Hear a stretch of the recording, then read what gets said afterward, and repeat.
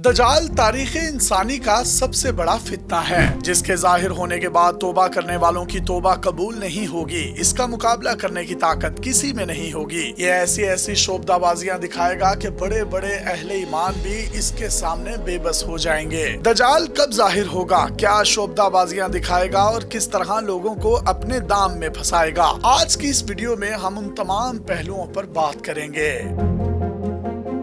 मुसलमानों के यहाँ इसे मसीहुद्दजाल कहा जाता है, जबकि ईसाई इसे एंटी क्राइस्ट कहते हैं। इसका नाम सुनकर बहुत से लोग कंफ्यूज हो जाते हैं, क्योंकि मसीह तो हजरत ईसा अलैहिस्सलाम को कहा गया है, जो क़यामत से पहले तशरीफ लाएंगे। तो फिर दजाल के नाम के साथ मसीह क्यों लगाया गया है? इसको आसान अल्फाज में बयान किया जाए तो इसको यूँ समझा जा सकता है, मसीह का मतलब तो हुआ मसीहा, यानी हजरत ईसा अलैहिस्सलाम। दजाल नाम के मायने धोखे और झूठ के बनते हैं। अक्सर हम किसी झूठे मकार शख्स का कोई कारनामा बयान करते हैं तो कहते हैं कि फलां शख्स ने बड़े दजल से काम लिया। अब मसीहुद्दजाल का मतलब हुआ झूठा मसीहा। बाज़ उलमाए किराम के नजदीक दजाल सबसे पहले अपने आप को हजरत ईसा अलैहिस्सलाम के रूप में दिखाएगा, इसीलिए उसे मसीहुद्दजाल कहा गया है। अब बात करते हैं कि ईसाई दजाल को एंटी क्राइस्ट क्यों कहते हैं। ईसाइयों के यहाँ क्राइस्ट हजरत ईसा अलैहिस्सलाम को कहा जाता है। एंटी का मतलब हुआ मुखालिफ। एंटी क्राइस्ट का मुकम्मल मायना हुआ हजरत ईसा अलैहिस्सलाम का मुखालिफ, यानी हजरत ईसा अलैहिस्सलाम सच्चे मसीहा, जबकि दजाल झूठा मसीहा होगा।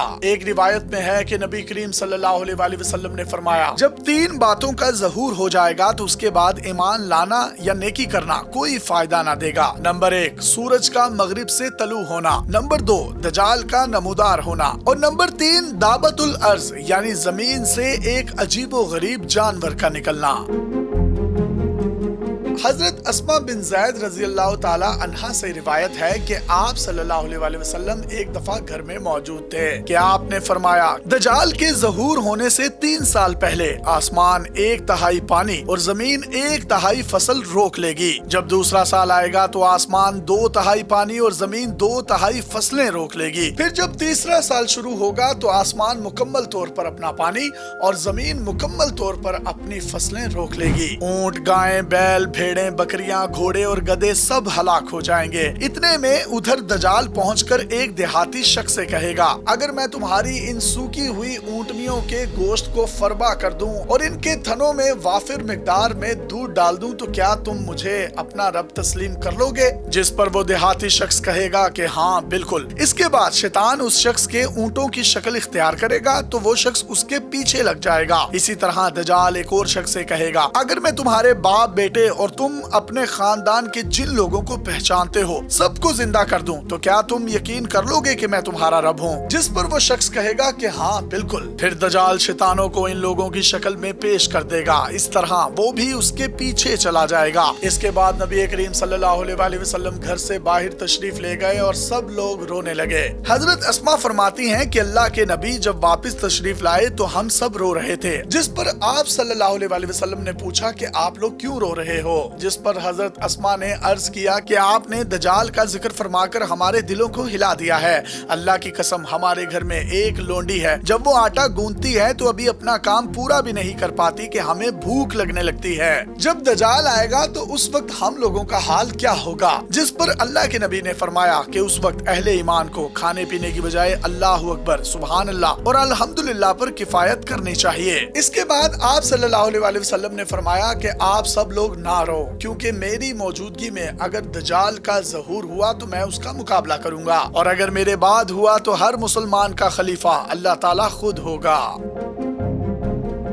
दजाल पूरी दुनिया में इंतहाई हैरत अंगेज रफ्तार के साथ सफर करेगा। उसकी रफ्तार हवा की तरह तेज होगी। उसकी सवारी का गधा इतना बड़ा होगा कि उसके दोनों कानों के दरमियान 40 हाथों का फासला होगा। बाज़ उलमा इकराम इस गधे को हवाई जहाज से तशबीह देते हैं। हो सकता है कि दजाल के पास हाइपरसोनिक तैयारा हो जो आवाज की रफ्तार से भी कई गुना ज्यादा तेजी के साथ सफर कर सकता हो। बाज़ रिवायात में आता है कि दजाल का जमीन पर क़याम 40 दिन का होगा। सहाबा इकराम کرام کے پوچھنے پر اللہ کے نبی نے فرمایا دجال کے قیام کے 40 دنوں میں سے ایک دن ایک سال کی طرح ہوگا، ایک دن ایک مہینے کی طرح ہوگا اور ایک دن ایک ہفتے کی طرح ہوگا، باقی سارے دن عام دنوں کی طرح ہوں گے۔ صحابہ نے پوچھا کہ وہ دن جو ایک سال کی طرح ہوگا کیا اس میں ہمارے لیے ایک دن کی نماز کافی ہوگی؟ اس پر اللہ کے نبی نے فرمایا نہیں، بلکہ وقت کا اندازہ کر کے پورے سال کی نمازیں ادا کرنا ہوں گی۔ کچھ روایات میں آتا ہے کہ دجال ایک قوم کے پاس جائے گا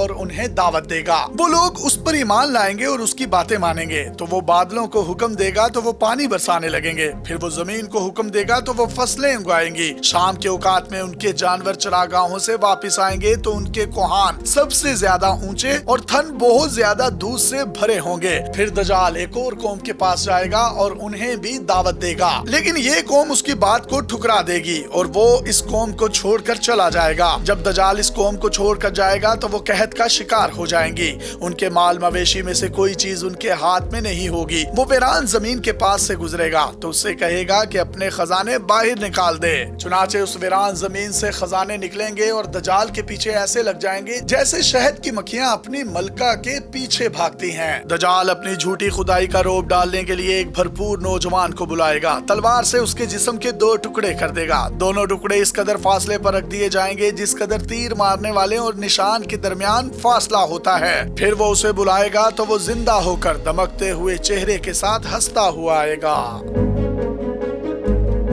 دجال پوری دنیا میں پھیلے گا اور اس کے شر سے کوئی بھی محفوظ نہیں رہے گا۔ مکہ مکرمہ، مدینہ منورہ اور بعض روایات میں بیت المقدس کا ذکر بھی موجود ہے کہ یہ ان تینوں شہروں میں داخل نہیں ہو سکے گا۔ دجال مدینے میں داخل ہونے لگے گا تو مدینے کے محافظ فرشتے ننگی تلواروں سے اس کا راستہ روک لیں گے، جس کے بعد دجال باہر ایک گھاٹی میں خفیہ زن ہوگا۔ مدینے کے بزرگ ترین لوگوں میں سے ایک بہترین نیک شخص مدینے سے باہر اسے ملنے آئے گا۔ وہ نیک بزرگ شخص کہے گا کہ میں گواہی دیتا ہوں کہ تو ہی دجال ہے جس کے متعلق ہمیں اللہ کے نبی نے اطلاع پہلے ہی دے دی تھی۔ دجال کہے گا کہ کیا میں اسے قتل کر کے پھر زندہ کر ڈالوں تو تم لوگوں کو میرے معاملے میں کوئی شبہ رہ جائے گا؟ جس پر اس کے حواری جواب دیں گے نہیں، جس کے بعد دجال اس شخص کو قتل کر دے گا۔ مدینے کے اس بزرگ شخص کو دجال قتل کر کے پھر زندہ کر دے گا۔ جب دجال اس شخص کو زندہ کر دے گا تو وہ شخص کہے گا خدا کی قسم اب تو مجھ کو پورا حال معلوم ہو گیا ہے کہ تو ہی دجال ہے۔ اس کے بعد دجال مدینے کے اس بزرگ شخص کو دوبارہ قتل کرنے کی کوشش کرے گا، لیکن اسے ناکامی کا سامنا کرنا پڑے گا۔ اپنے میزبان یاسر شامی کو پاکستان کے سب سے بڑے digital media network daily Pakistan سے اجازت دیجیے۔ دجال سے متعلق مزید کیا کیا احادیث اور روایات موجود ہیں، اگلے پارٹ میں تمام تر تفصیلات آپ تک پہنچائیں گے۔ تب تک کے لیے اللہ حافظ۔